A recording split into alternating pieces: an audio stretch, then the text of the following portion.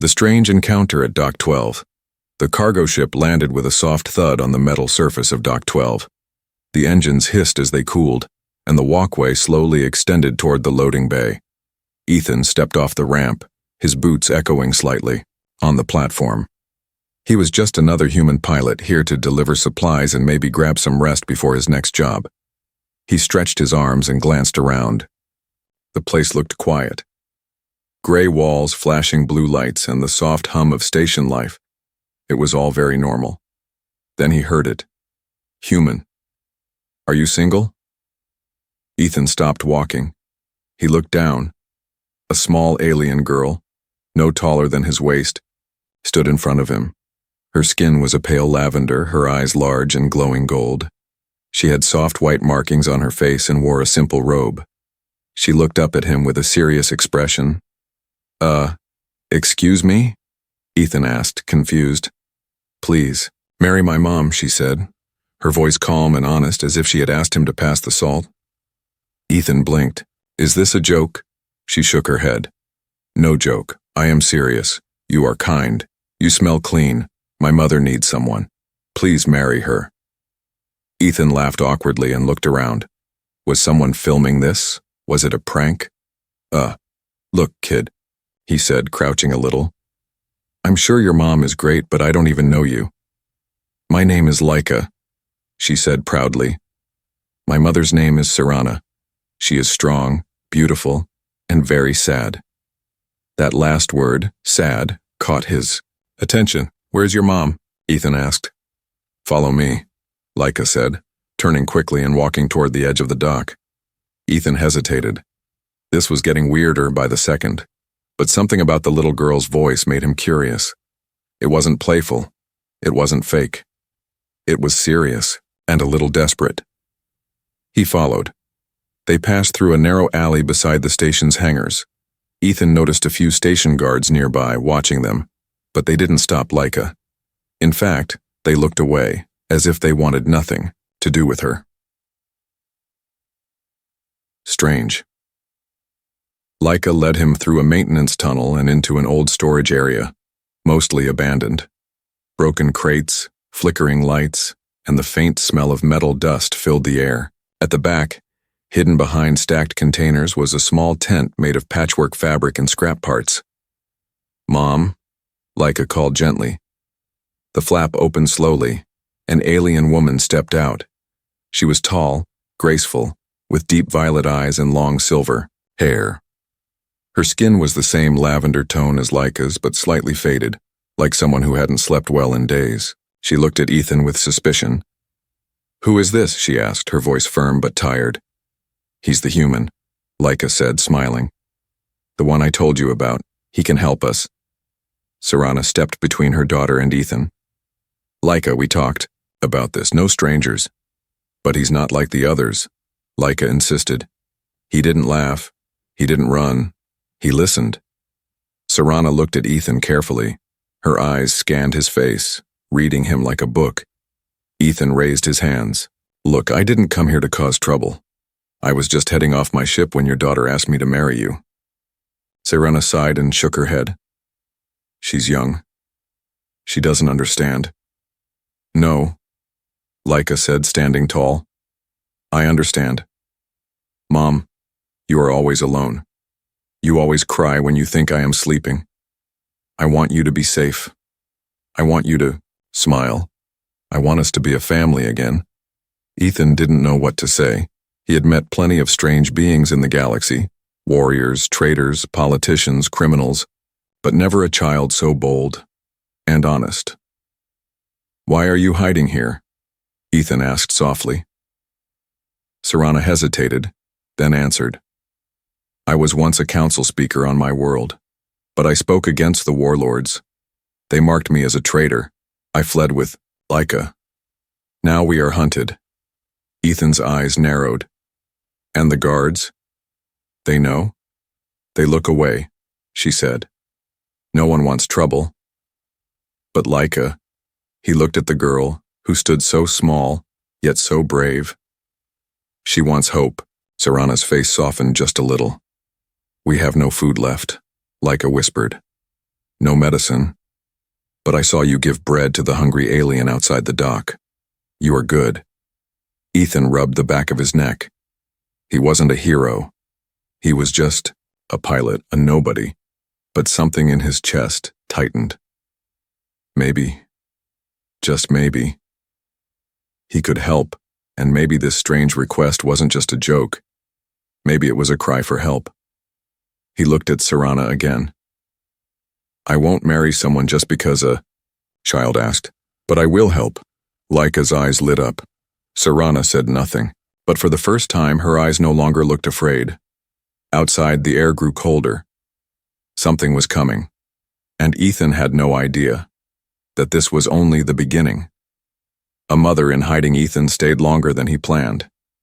He had thought it would be a quick visit, a simple check to see if the alien girl and her mother were safe, but now he was sitting beside a weak heater inside a half-broken shelter, listening to a story that changed everything. Sarana, the alien woman, was nothing like the other aliens Ethan had met before. She was quiet, proud, and careful with her words. But the sadness in her eyes never left. Even when she didn't speak, her silence screamed with pain. Laika sat beside her mother, holding her hand, always watching Ethan like he was their last chance. Why did you really call me here? Ethan finally asked. Sarana looked up, eyes glowing faintly in the dim light. You're human, and humans are not like the others. You've met humans before? Only from a distance, she said. Most turn away, or stare too long. But you fed a dying worker at the docks. You didn't know him, yet you gave him food and smiled. That was just being kind. Exactly, she said. And that's rare. Ethan wasn't used to this kind of attention. Still, marriage is a pretty big leap. Laika spoke quickly. It's the only way. If you become part of our family, the local guards can't sell us out. Bonded families are protected under the trade station rules. Sarana shook her head gently. We shouldn't ask that of him. No, Ethan said slowly, thinking. But if you're being hunted, then we can't just sit here either. Sarana stood and walked to a small crate. She opened it and took out a folded map and a metal shard that looked like part of a shattered royal badge. This was mine, she said. Once, I wore it proudly in the high halls of Tarl. Now it marks me as a traitor. She showed Ethan the badge. It had a golden crest cracked down the center, stained with dried blood.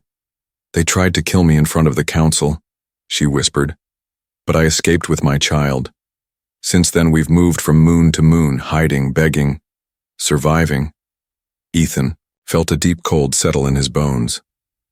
Who's after you? The Silkar, she answered. They are not bounty hunters.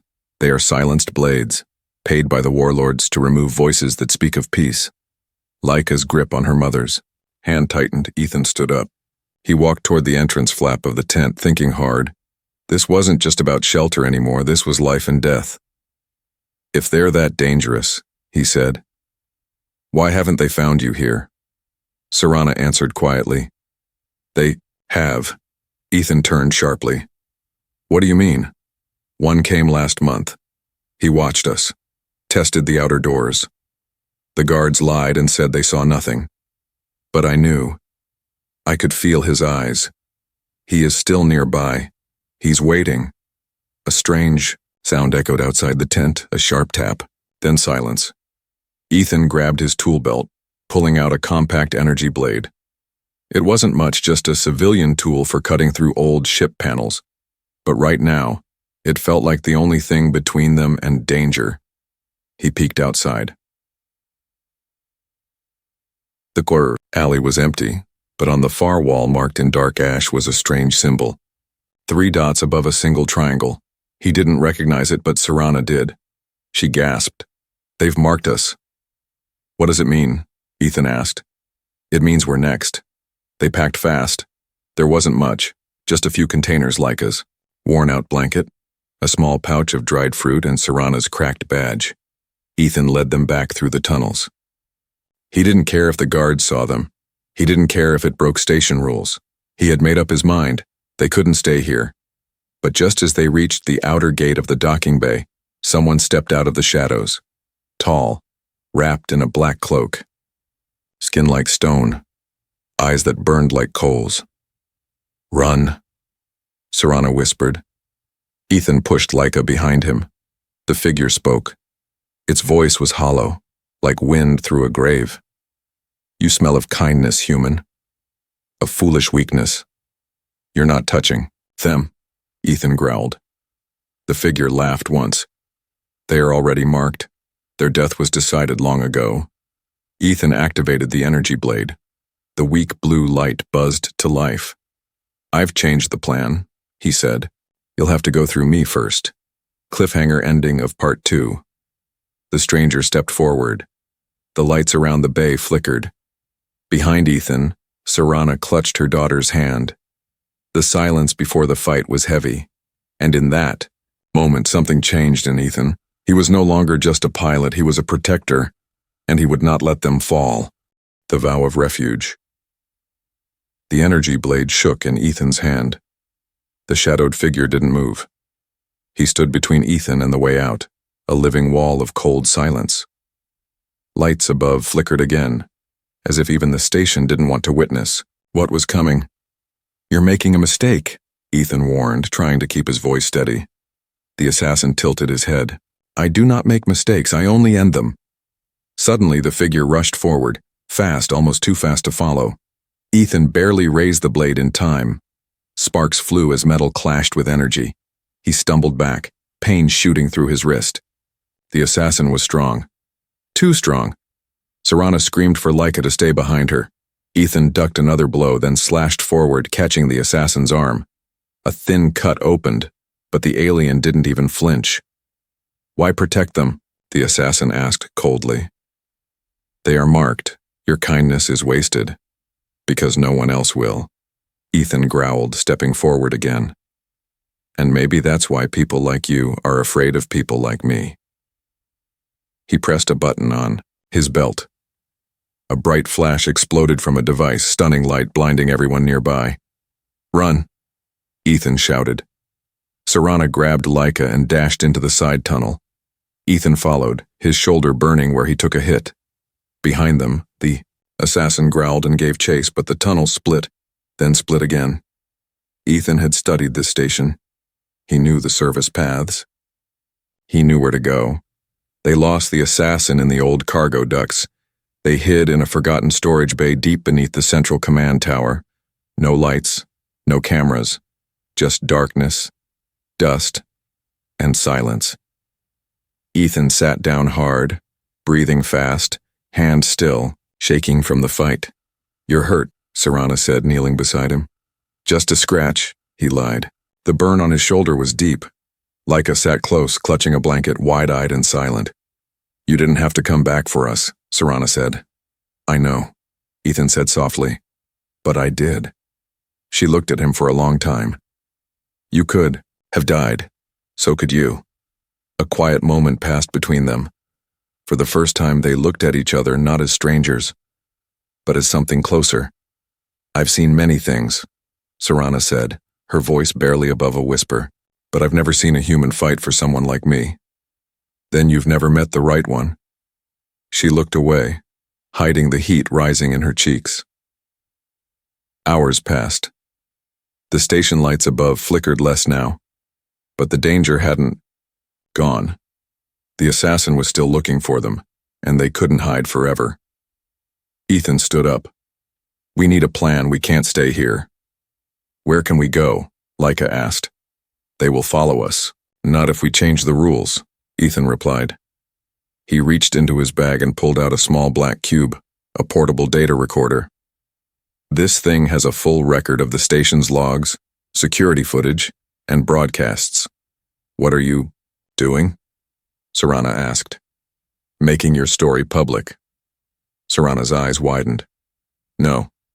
If you expose this, the warlords will silence you too." "Maybe. But if we stay quiet, they win anyway." "You don't understand, Ethan.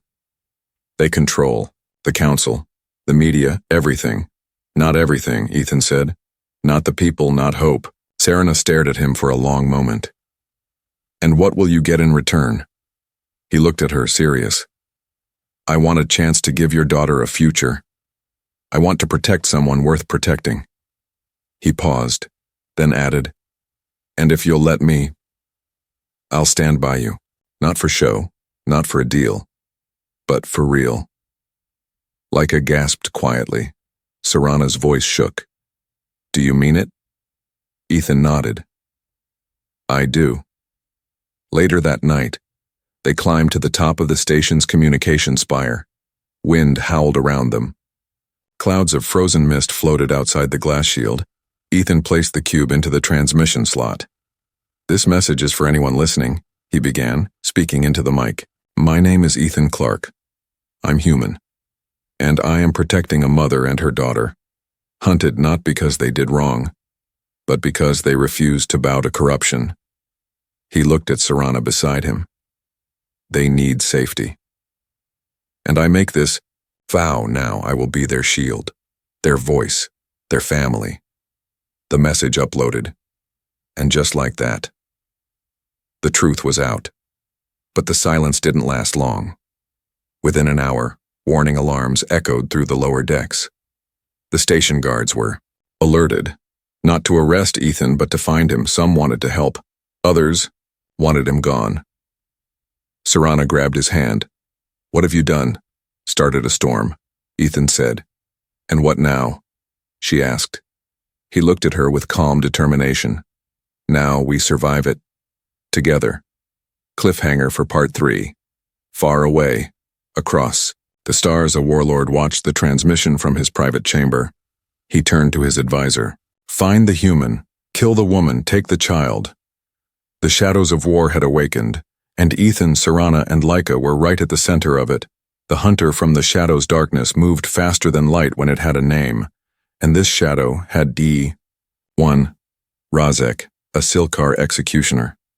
Silent, precise, and feared across 12 star systems. He never failed to catch his mark. He never left witnesses. Now his new order was clear. Kill Serana, capture the child, and erase the human. He watched. The station from a stolen maintenance pod, cloaked and cold. Through his visor, the message sent by Ethan played over and over again. I will be their shield, their voice, their family. Razek's lips curled behind his mask. Then I'll break the shield first. Meanwhile, Ethan, Serana, and Laika had taken shelter in a deep maintenance shaft just below the air filters. The hiding spot was small and damp, but safe for now. Every time the pipes hissed, Serana reached for the dagger she kept hidden in her sleeve. Laika had fallen asleep on Ethan's chest, wrapped in his jacket. He gently placed her down on a blanket made of his coat and stood up to check their surroundings. Serana followed him with her eyes. You're different, she said softly. How? You're not trained to fight, not a soldier, but you still stayed. Ethan looked back at her. I've seen people get used, forgotten, thrown away. I promised myself if I ever saw it again, I'd do something. Serana stepped closer. What if you can't stop what's coming? Then I'll slow it down long enough for you and Laika to get away. She looked away, heart pounding. No one had said that to her before, not even her own kind. The next morning, the station was buzzing. The transmission had gone viral across subchannels. Pilots, traders, even cleaning drones had picked it up. Whispers passed from bay to bay. A human protecting an exiled alien noble? He offered to become her family. Is this love, rebellion, or both? Some offered quiet support. Others wanted them gone. But Razek didn't whisper. He moved like smoke, silent, creeping through vents and back doors, tracking heat trails and chemical residue left from Ethan's boots. He was getting closer. Back in the shaft, Ethan pulled out an old terminal and scanned for transport routes. He found something, a cargo barge leaving for a neutral trade zone in 7 hours. This is our chance, he said. We slip in with the cargo crates, no ID check, no guards. We'll need access cards, Serana replied. And those are locked in security. Ethan nodded. Then I'll get them. Serana grabbed his wrist. You can't go alone. What if you don't come back? Then you get on that barge without me, he said, trying to smile. Because Laika deserves better. But deep inside, even Ethan knew. The hunter was. Close mid-shift hour. Station security room. Ethan snuck in through the side hatch using a pass he'd bought from a half-blind janitor. Inside, he found the card locker, but it was protected by a biometric scan. He didn't have access. He cursed under his breath, then spotted an old maintenance panel. With his tools, he rerouted the system, forcing a short power loop. Click, the locker opened. He grabbed 3 access cards, one for him, one for Serana, and one for Laika, and turned to leave. That's when he saw the reflection. Behind him, in the screen. A shadow. He spun just in time, but Razek was already on him. Ethan ducked the first strike. The blade missed his head by inches. He slammed his elbow into the assassin's ribs, but it felt like hitting steel. You should have walked away, Razek hissed. You should have picked someone easier, Ethan snapped. They fought through. The hallway crashing into crates, shattering glass panels. Alarms blared. Lights flashed red. Ethan was fast, but Razek was faster. He got slashed across the side and blood soaked his shirt. He fell back, clutching his wound. Razek raised, his blade for the kill. Then a flash of silver. Serana. She came from the shadows, striking with the force of a storm. Her dagger met Razek's blade, and the two spun into deadly dance. Grace against power. Silence against fury. Ethan tried to get up. Blood dripped from his mouth. Go, Serana shouted. Take Laika, I'll hold him. No, Ethan coughed. Not without you. Razek slammed her against the wall, pressing his weapon to her throat. Last words, traitor, he whispered. Then, a gunshot. Laika stood at the end of the hall, holding Ethan's pistol with both trembling hands. Leave. My mom alone. The shot grazed Razek's shoulder just enough to make him fall back. Serana grabbed Ethan and they all ran, bleeding, breathless but alive. They reached the barge just minutes before launch. Inside a cargo crate, surrounded by old tech parts and sealed supplies, they held their breath. I thought we lost you, Ethan said, barely able to stay awake. Serana touched his face. You almost did. Laika curled beside him. You're our hero now. Ethan smiled through the pain. Not a hero. Just a human. A bond written in fire. The cargo barge flew silently through deep space. Inside a sealed crate filled with wires and dust, Ethan lay on his back, barely conscious. Blood still leaked from the wound across his side. His skin was pale, his breathing shallow. Serana pressed a cloth against his wound, her hands trembling. You need rest, she whispered. Ethan gave a weak smile. I need a nap, and maybe a real bed. You need help, she said, and soon. Laika sat beside him, tears in her eyes. He saved us. Now we have to save him. Hours later, the barge docked at a floating station in neutral space. This place was old and forgotten.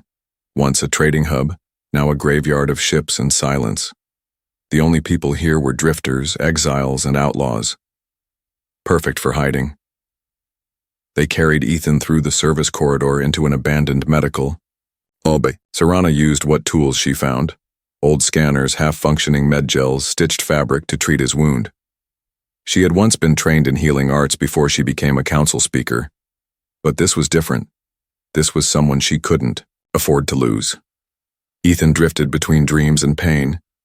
In one vision, he stood alone in a dark field. Laika's voice echoed in the distance.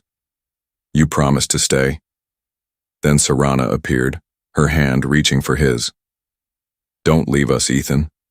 He reached out. Then everything burned red. He woke up screaming. Serana gripped his hand. You're here. You're safe. How long was I out? He asked, breathing hard. 2 days. He sat up slowly, wincing. You didn't leave. We won't leave you, she said firmly. Not ever. Later, they gathered in a quiet room lit by a single lantern. Ethan looked stronger now, though. His side still ached. He stared at the chipped badge Serana held in her hand, the symbol of her broken past, of the council that betrayed her. "I never asked," he said. "What did you say that made them want you dead?" Serana closed her eyes. "I told the truth." "About what?" "About peace. I stood in front of the 12 bloodline leaders and said the wars were wrong, that we were bleeding our own people, that humans, yes, humans, had something we needed to learn." Ethan blinked. "You stood up for humans?" "I said that some of you had shown mercy where others gave none, and for that they tried to silence me." She looked at him. "You are not the first human who saved someone like me, but you are the first who stayed."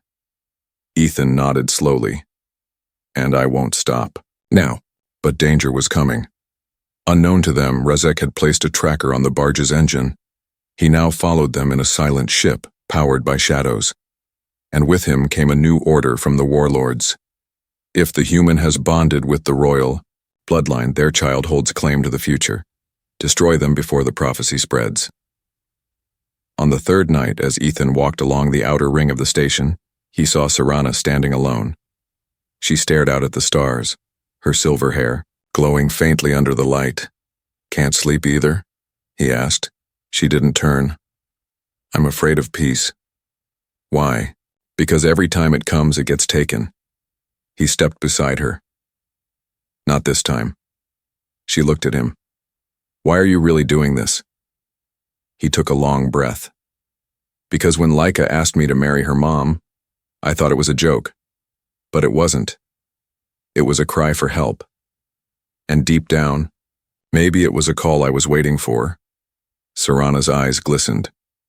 "You would risk your life for me and a child not your own?" Ethan smiled gently.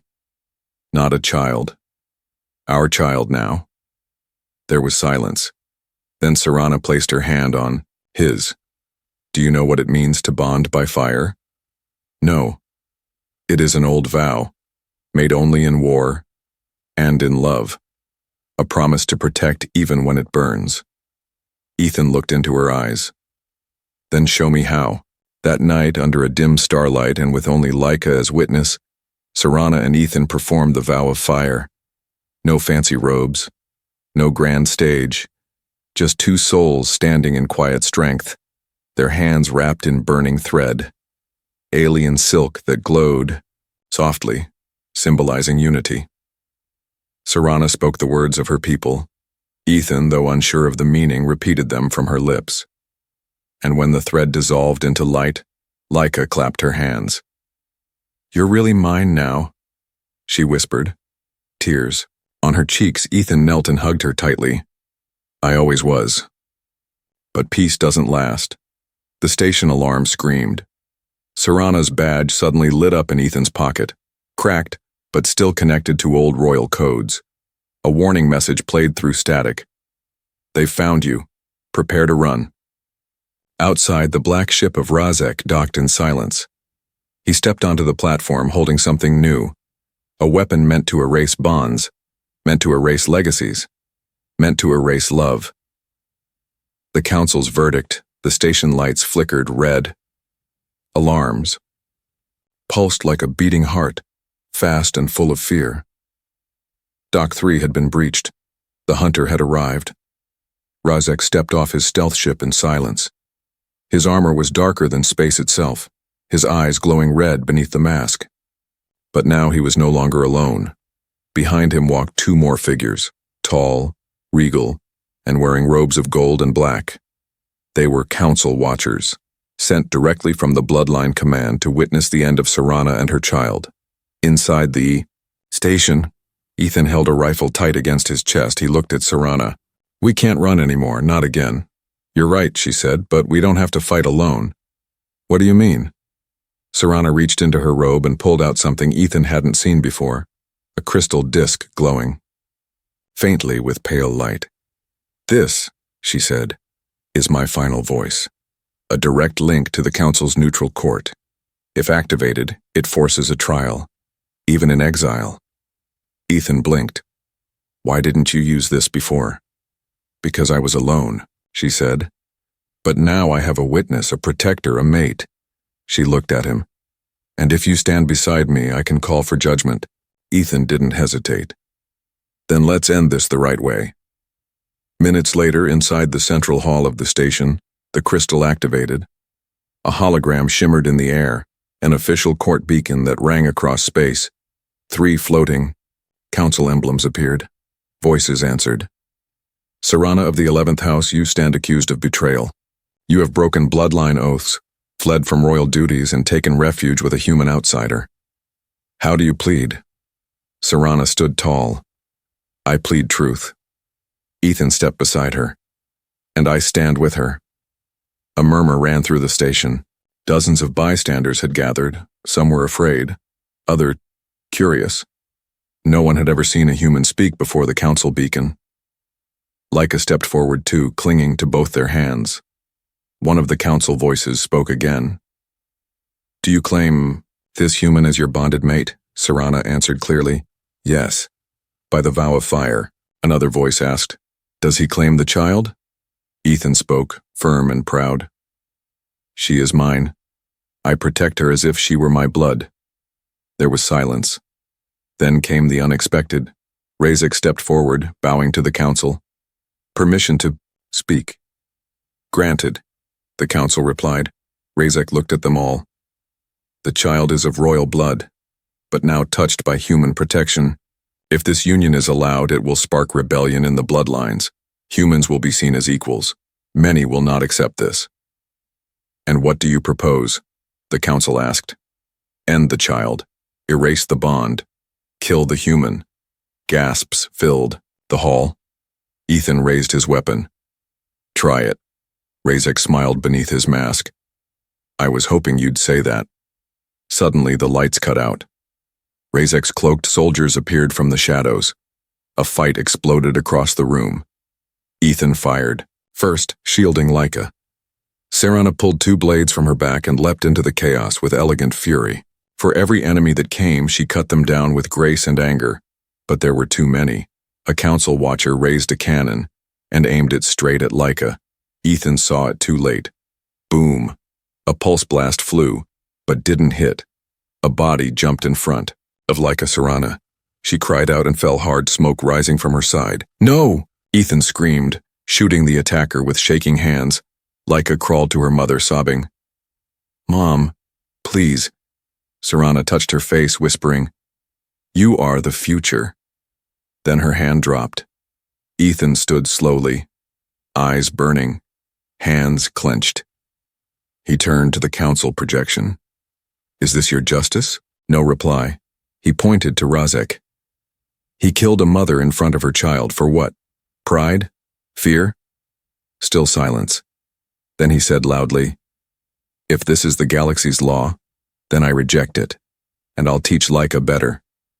He walked toward Razek, gun raised.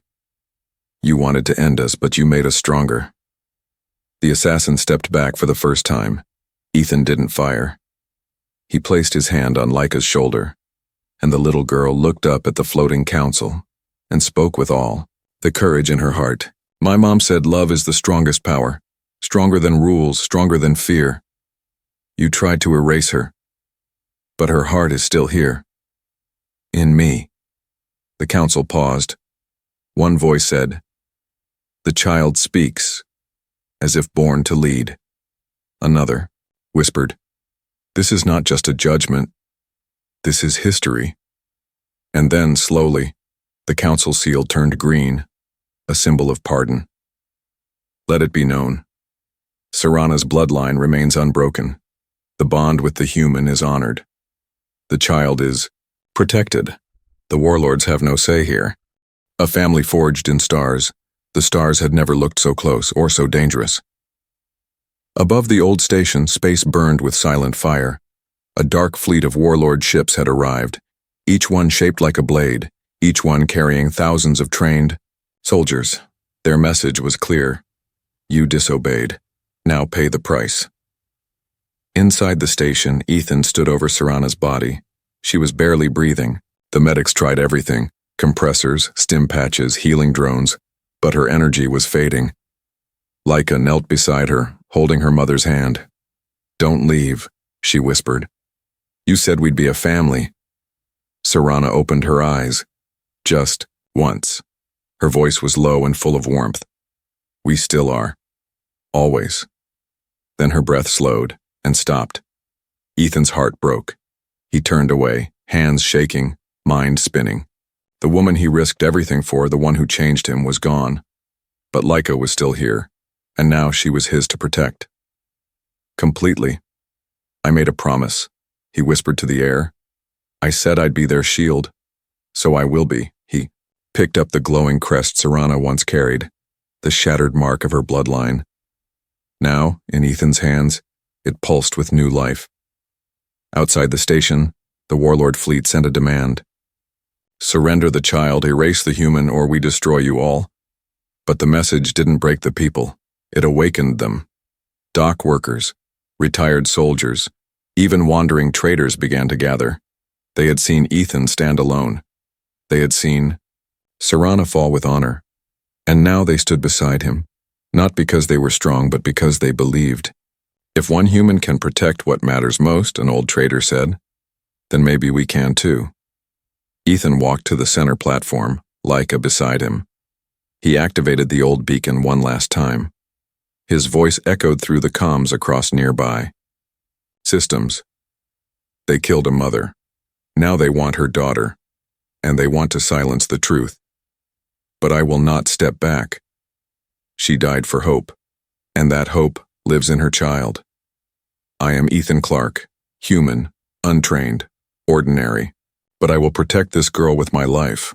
And if that's not enough, then let the stars see what happens when love becomes a weapon."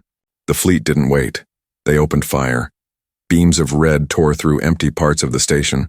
Explosions rocked the walls. Fires lit up the sky. But then, a new signal lit up on the scanners.